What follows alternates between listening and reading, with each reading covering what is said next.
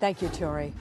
Only on 6 tonight, call it grave robbing for the 21st century. I learned today that more than 100 local grave sites at a half-dozen local cemeteries have been ravaged for scrap metal. So if you haven't visited the gravesite of a loved one recently, it may be time to make the trip. I was devastated. I'd been going there for 35 years, to put flowers in the grave. Yeah. So it was kind of weird. Sad. Yeah, sad.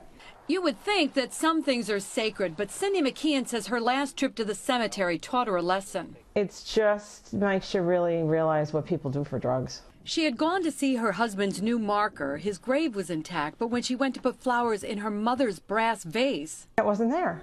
And I had to kind of take a double take.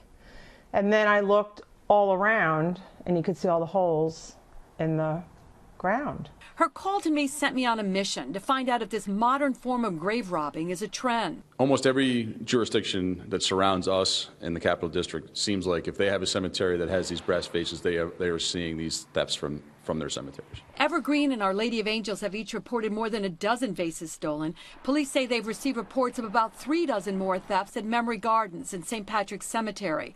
Manans police confirmed for me that St. Agnes Cemetery has also been hit. In this small area of the Most Holy Redeemer Cemetery in Niskayuna, probably about 60 graves, we found more than a dozen with the vases ripped right off the foundation. And Albany, Bethlehem, Troy, Glenville, Schenectady, and Niskayuna are all investigating incidents as well. It almost makes it like the perfect crime. Some of these have happened, over periods of months, and if the family doesn't visit the gravesite that often, they wouldn't even realize that the vase is gone. These vases cost the families between $180 and $300.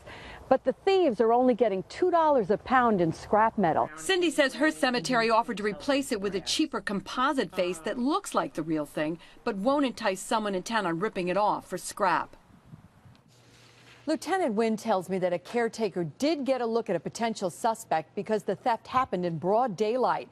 That man is now in custody in Bethlehem for an unrelated crime, but has not been charged with the thefts. They do say, though, that police say that they have stopped since his arrest. I reached out to Bethlehem and was unable to find out if, in fact, he would be charged with those thefts. But you might want to just check and see that your loved one's gravesite is intact.